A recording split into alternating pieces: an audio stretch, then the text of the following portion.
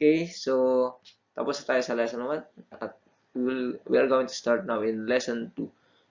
The topic about is simplification of rational algebraic or algebraic expressions. So dito we have an example before we proceed in our main topic. No? So A and B, we are going to match this or ito na yan ang tamang sagot na. So dito, this is already a rational, but anyway, it is not rational algebraic expression, it is only a rational numbers because wala siyang kasamang letters. Yun ang pagkakaiba niya. So meron tayo pa rin tayong rational numbers lang at yun ay fraction din na tinatawag. But if we talk about the rational algebraic expressions, ay kasamang letters, symbols na yan. Okay? So 15 over 30. So ang gagawin nyo lang dito, just simplify. We're going to extract or simplify this. So hanapin nyo. So by using factoring. CMF. Okay, isipin nyo, what are the factors of 15 na ma-simplify natin. So, let us use 15 by factoring. 15, so, pwede siyang, katumbas na, okay, so, sulat natin para masundan nyo. 15 over 30. So, hanapin yung factors ng 15. So, okay. Ano yung magiging factors na pwede ditong ma-cancel natin? Okay. So, 5 and 3. Okay. 5 and 3. Ayan, ang factors natin gagamitin. Then, dito naman ay, I'm sorry. 5 and 3 and then 10 and 3. Meron ba dito? Meron pa magamit tayo. So, ang malapit ay 15-1. Sorry, 15-1. So, yan. Dapat hanapin yung greatest common factor, GCF. Okay? So, 15 times 1 and 15 and 2. Okay. So, GCF, greatest common factor. So, yan ang ating greatest. So, equals, ang maiwan na lang yun ang iyong sagot. So, cancel na kasi yung kanyang common term o common factor. Yan ang kahalaga ng by using that CMF, okay, or factoring. And then the other way, so ang katumasan ay 1/2. So yan, tama na, na-check natin. Then the other one, if you are using the division property or by yung divisible number natin, so it is divisible by 15. Okay, or it means that pwede mo ma-divide siya ng 15 yung both numbers. So 15 divided by 15, that is 1. And then 30 divided by 15, that is 2. So ayan. Okay, so the answer is ayan, equals 1. So ganun. So you have many ways how to make it in lowest term the fraction or the rational numbers. So, okay, so ayan, just check na lang. The equivalent in column B are the simplified form of the fraction in column E. Okay, simplified. Ayun nga, lowest term na. Katumbas na. So, tatandaan lagi na ang mga sagot sa fraction or rational numbers o kung nasa algebraic expression na tayo, dapat lowest term o any answer in mathematics, basta may pinapasagutan doon, dapat naka-simplified or naka-lowest term. Tandaan nyo palagi yan. At the same time, positive lagi. Positive. Okay. The rational algebraic expression, okay. Yun ang pinaka-title natin. Okay, so ayun, nabanggit na natin. Ang lowest term, if its numerator and denominator have no common, okay. So, except 1 and negative 1. So, ito kasi ay, ano yan, talagang, kapag meron tayong, halimbawa, 2x. So, may common factor yan na 1 lagi. Common factor na 1. Okay. So, ganun lagi, may factor yan na 1, no? Kapag lowest term yan. To simplify rational expression, observe the following steps illustrated below. Factor the numerator and the denominator. Divide or cancel out common factors in the numerator and denominator. Examples, ayan, simplifying na tayo. Yes, our topic. Simplifying now the rational algebraic expression. So, yan yung sinasabi natin ngayon. So, ginawa na ginawa ko na kanina kung paano mag-simplify o gawing lowest term yung sagot sa rational algebraic expressions. So ito yun, isipin nyo kung ano yung factors o ano yung maging pwedeng common terms natin. So dito, parehong 4, pwede ba siya ma-divide? Okay, pwede yung x, para may x. Okay, so we can reduce the lowest term.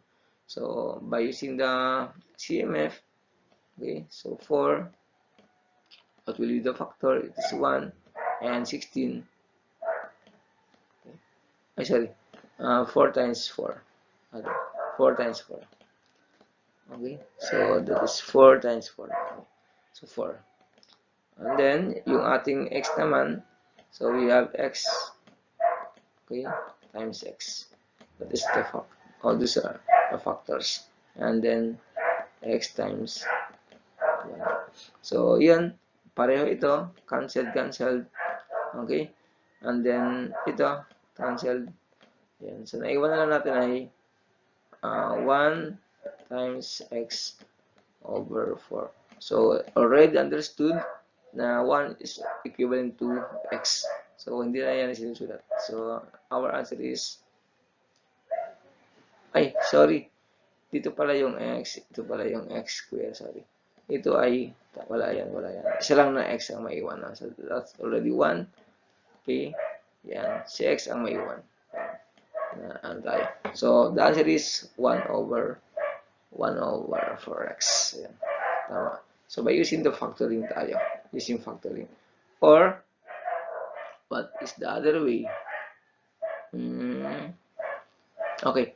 So, yun. Yung rules natin sa division rule. So, yung nakita ninyo ay, halimbawa, x. Ayan, yung sa variable x square. So, sabi dun ay, katumbasan ay minus sa division rule na ibabawas natin. That's why, x 1 minus 2. 1 minus 2. So, tatandaan nyo lang yung lagi pag division. Bawas talaga siya, bawas. So, ibig sabihin, bawas mo na siya. Wag mo nang pahirapan. So, tanggal na siya. Cancel na siya. Kaya may isa pa dito may iwan. No? Kung sa madalian. Pero if you want to follow the rules, that is the subtraction of the exponent, itong gagawin mo. So, x 1 minus 2 kasi 1 minus 2. So, ang maging sagot dyan ay x negative 1. Okay, negative 1. And then, ang katumbas na ay 1 over x. Our rule in quotient rule exponent. So, yan. 1 over x. So, ganun. So, number 2, ayan. May common siya. Common is 5. Okay. 5. Pwede man divide ang 5. So, that's why may 1 dito ay 3. Dito ay 2. Okay. 2. 2 ang may 1 niya. Then, dito naman, ito ay common yung m. So, tatanggalin yung bawasan yung 2. Yan, babawas yung 2. Pero pasang may iwan na 2. Okay? So, the answer is 2, 3m square. So, ayan. May natira pa rin na dalawa yung exponent natin. So, ganun lang kadali ang pag-simplify ng rational expression. Okay, so, although mga basic pa lang ito, no? Basic lang kasi basic terms lang ito, wala pa siyang operation. Okay. So, another example. Ito, isa ng expression, at the same time, simplify natin. Okay, tingnan natin kung paano mag-simplify ng ganitong expression na may kasama na siyang operation no? So, 4x cubed minus 6x squared over 2x. So, ibig sabihin dito ay bago ka hindi mo pwedeng diretso ka na agad dyan. Although this is division, o baka may nakita ka dyan, common yung 2 at 4 sa 6. Yan, pwede mo ma-divide. Okay? So, mas maigi, maganda, tingnan mo muna yung nasa numerator. Kung meron siyang common, pwede mo factor dyan. So, okay. So, yan. Pwede siyang ma-factor ng 2. So, yan. Simplify muna. Then, ayan. After that, may nakita tayong, the same, no? Pwede natin i-cancel. We can cancel that. Okay. So, yung x, wala na siya. May isa pa sa naiwan. Okay. So, 2x minus 3. So, natanggal na siya, tanggal na siya, kaya ito na maiwan, hindi mo na siya pwedeng tanggalin. So, gano'n lang pag apply ng division. Ginagawa nga natin ng lowest term. Number 2, 2x plus 4 over x square plus 5x plus 6. So, dito naman, check natin kung may common. Okay, common, meron tayong common. Pwede natin ma-factor ng 2. So, 2x, yan, katumbas niya. At the same time, yung baba, ito naman ay factoring tayo ng trinomial. So, isipin naman natin, apply natin yung ating naaral sa nakaraang lesson, factoring a trinomials. No? Okay, so x square. So, isipin mo yun. So, paano ba mag-factor ng trinomials na hindi siya perfect? 6, titignan yung 6. Ano yung factor ng 6? So, yun ang unang titignan nyo, yung last term. Then, ito, automatic naman yan. So, paano mag-factor nun? So, gawa ka agad ng dalawang set ng parentheses. Okay, so, tingnan mo yung kanyang sign. So, all positive. That's why positive lahat. Then, factor ng 6. Okay, 2, 3 and 2. 3 and 2. So, sulat mo. 3 and 2. Okay, at the same time, alam mo naman yung x yan ay common. Madali mo na malaman yung first term. So, x squared dyan. So, yan ang mga factors na aral natin last time yan. Kaya nga, ginagamit natin din. Kung i-check mo yan, by using FOIL method, tandaan nyo, turo ko sa inyo FOIL. How to check para tama ang sagot niya. FOIL method. Okay. So, x, the first term, outer term, okay, first term, x times x, x squared, then outer term, x times 2, 2x, and inner term, 3 times x, 3x, then last term, 3 times 2, 6. So, lalabas siya, babalik sa ating tanong natin. Ito. So, now, finally, natapos natin yun, proceed tayo sa cancellation. The same, tanggal natin yan. So, the answer is, maiwan na lang po yung 2, then yung x plus 3. Yun ang ibig sabihin ng ating rational expression. So, ang purpose na ay make it in lowest term. Okay? So, ayun, napakadali lang po na. Okay. Next, we have another examples. So, ito naman ay yung ating rational numbers lang na rational numbers. So, by applying the CMF, ayan. So, you are going to find the factors of 8 and 10 para maging lowest term to make it 4 over 5. That is the final answer. Okay, so what will you do? Okay, what are the factors of 8 and 10? So, the factors of 8 is ano ang pwede mong gamit natin dyan? Okay, so that is 4 and times 2. Okay, 4 and 2.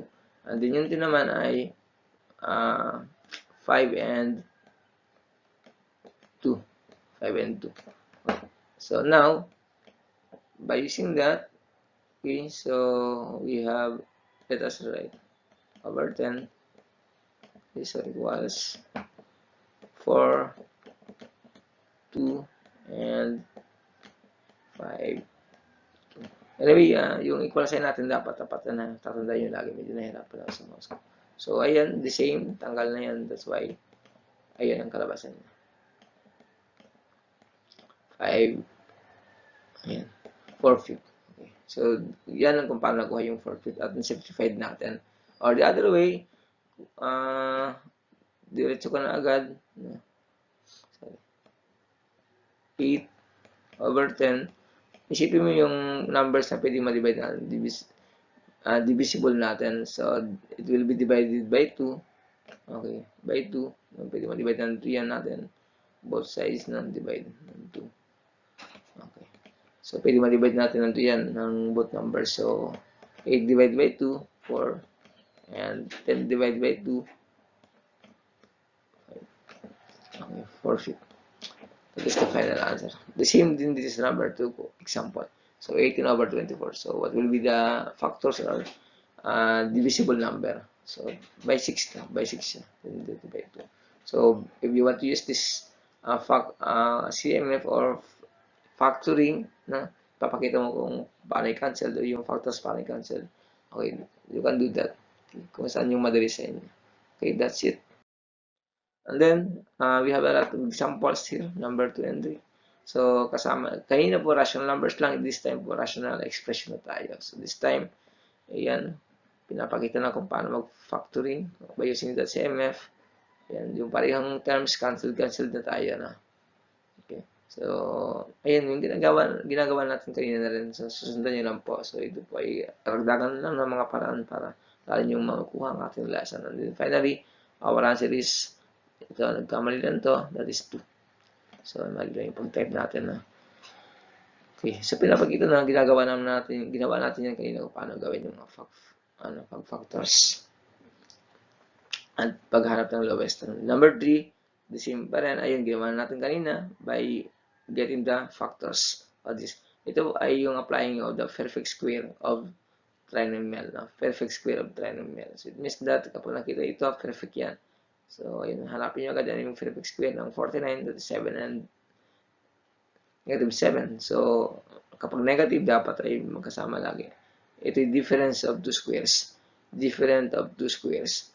So, it means that dapat ay positive at negative ang katumbas niya na factors.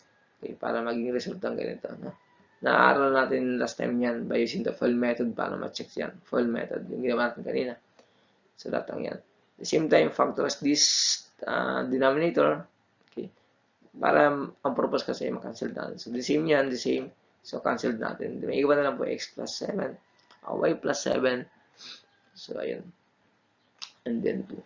So, the final answer is y plus 7 over 2. Okay? So, ganun na po kadali yung ating topic dito.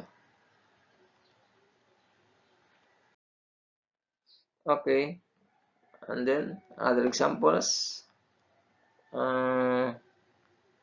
Ito ay meron tayo ditong how do you call this? Operation of subtraction. So, karagdagan na lang ito, no? Hindi pa natin ito pwedeng i-tackle kasi nasa isa pang topic ito. Nadagdag lang natin ito. Okay? So, although pinapakita niyo yung factors natin dyan, no? May factors tayo dyan. Yan, pinafactor. Okay. At ito, ayan, ito pwedeng gamitin ito. So, x square, y, ayan. So, lowest term lang. Hanapin lang yung lowest term. So, by using the CMF, factoring, ayan, cancellation property, naiwan na lang ax and 2y. So, ganun lang. Pero, kung kapisado mo na, hindi mo na kailangan ganitong gamitin mo pa to, diretso ka na sa sagot. Cancel. Kung anong kapisado mo yung rules ng division, diretso ka na sa sagot mo. Okay. Ipakita mo lang dito para mag-cancel. Dito ka mag-cancel. Ayan. Ay x, may 1 ay x. Okay, may y, wala na. May 1 ay y. Ayan. Then 2. Okay. So, ano yung walang cancellation? X2. Ayan. Pwedeng ganun. Pwede, mas meron pa dito. Pero kung master mo na talaga. Ika nga. Letter B. X square minus 9y square over 3xy minus 9y square. Ayan. So, hinahap mo na yung factors. Ayan. Ito ay, difference of perfect square. Difference of perfect square. Okay? So, x plus 3y, x minus 3y. The factors. So, ayan, nakita nyo. Bakit pinafactors? Purpose kasi, kakancel natin. So, it make it simplified or in lowest term. Okay? So, ayan, x plus 3y and 3y. So, lahat ng yan ay ating na-discuss natin sa nakarang week. And then, dito ginagamit natin yung application of the division rule. Simplifying the rational expression. Okay? So, we have some examples here na sasagutin nyo na. Ayan, so let us apply this. Number 1, x square. So, kapag sa unang tingin natin dito, ayan, kung hindi mo na nasundan yung lesson natin, paano mo sasagutin yan, no? But anyway, kung ikaw ay nakinig at alam mo na, ayan, unang tingin mo pa lang yan, no? Excited ka na sumagot yan, ay, sasagutan ko na ito agad. So, ito, number 1, alam mo na yung anong gagawin mo dito. So, okay. So, unang gagawin mo, i-factor mo na, siyempre, yung x plus x minus 20. So, okay. So, paano mag-factor? Sabi ko nga, gawa na agad nito. Okay, so then get the last term. What is the last term? Negative 20. So, think about the factors of negative 20. Okay? So, ano yung factors? Marami siya. 1, 21, 20 times 1, 10 times 2, and 5 and 4. So, isipin mo, ano yung maging factors na lalabas ay 20 na maging sagot niya ay x. Ito yung sa gitna. So, inaral natin last time yan. So, okay. So, sige, sulat natin. 10, 2, 20, 1, and then, sige, para ano, 5 sa taas, para order tayo, and 4. Ayan. So, ano yung pipiliin mo dito para ay maging sagot natin ay x na lang, o maging 1, ang 1 yan, no? 1 na lang yan, maging 1. So, ito yung 5, 4, para yun ang lalabas ng sagot. Anyway, paano yun mangyari? So, inaral natin last time na yan. Hindi ito pwede. Kasi kapag ito ay, bakit maging 1 na lang yan? Kasi nga, negative 20. So, isipin nyo lagi. So, dito pala, lagyan nyo agad. Kasi negative 20 yan, di sigurado. Dalawang signs yan. Positive and negative ang gagamitin mo. So, negative 20 kasi yan, di ba? Last na lesson, inaral natin yan. Okay. So, unahin lagi yung positive para hindi balik na. Negative ang sunod doon, ha? Kapag nagsunod. Pwede namang baliktaran yan, pero mas maganda, unahin yung positive. Okay, now, paano maging negative 20? So, isang number dito, dapat may negative. So, magka-opposite yung signs. So, pipiliin mo, ang sagot mo ay positive. That's why, ang negative mo ay 4. Negative 4. Para maging 5 minus 1. Yan. So, it is positive. Negative isa. So, equals 1. How to apply now the x? So, lagyan mo na sa x. 5x minus, 4. So, 4x. So, equals 1x. 1x. But anyway, 1 is already omitted. Tatanggal na yung 1. Understood yan, may value ng 1. Lahat ng letters may 1. So, understood equals x na. So, ayun. Maths na maths siya. So, that's why our factor is 5 and 4. So, write muna. Yung first term naman yan, understood na yan agad. X. X times x, x square. Okay? So, next problem is yung 5 dito at yung 4. So, those are the factors. Yan ang factors ng ating expression na ito. X square plus x minus 20. Okay? Then, over x plus 5. Okay? Ayun. May nakita na ba tayong pareho? Okay, meron na. So, ayan. That's why we will proceed now in our final answer, which is x minus 4. So, ayun. Diba? Ang ganda. Kapag kabisado mo ng rules, alam mong gagawin. Ayan. Yung tanong na ito, alam mo, sa unang tingin mo, mahirap, no? Pero nagawa nating madali. Okay. Kasi, inaaral natin ang rules. May rules tayong sinusundan at alam natin ang gagawin. Pero kung hindi ka nakinig, hindi mo inaaral yan, kahit anong gawin mo dyan, hindi mo talaga masasagutan yan. Okay. So, tandaan lagi, ang kailangan sa math, formula, steps, rules. At siyempre, aralin ang mga definition, paliwanag. Mag-aaral ka, masipag mag-aaral. Pero pag nakuha mo na lahat na yan, naaral mo na, nagiging madali na yung mga tanong sa mathematics. Okay. So, by applying the FOIL method para i-check natin yon. Sige, para sa inyo, ibalikan natin. So, paano maging ganan? Our factor is x plus 5 para sa inyo. By FOIL method, x minus 4. Apply natin. So, sabi sa FOIL method, para ma-check natin yung ating factors natin. FOIL method, first term, outer term, inner term, last term. First term, x times x, x square. Diba sa ginagawa natin, multiplication. The next, outer, x times 4, negative 4x. Okay. Inner term, 5 times x, plus 5x. Last term, 5 times 5, negative 4. 5 times negative 4, negative 20. Okay? Proceed tayo sa simplify. Simplify now the terms. Like terms, add, unlike terms, subtract. So, then, like terms combine, and i-add mo, depende, no? Like sign. Like sign, subtract. So, ito magkapareho, like terms combine. Then, add or subtract.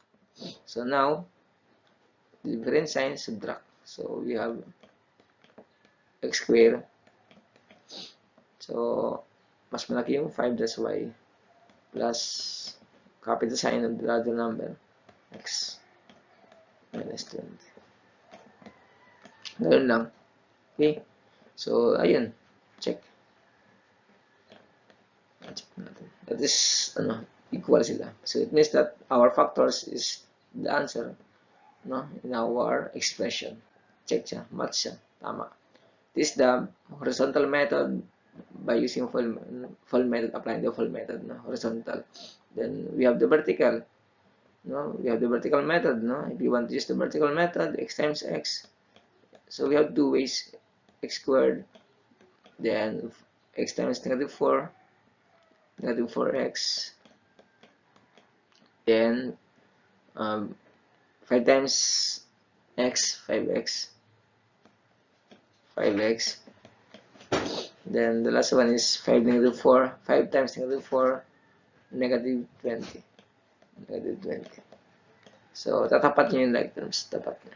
So, now, final answer, vertical method yan, x squared, o kaya dito kayo mauna, no? Dito kayo start.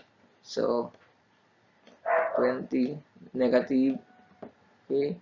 Then ito, 4x, 5x, ito ay maliit, negative yan, subtract, ito ay malaki.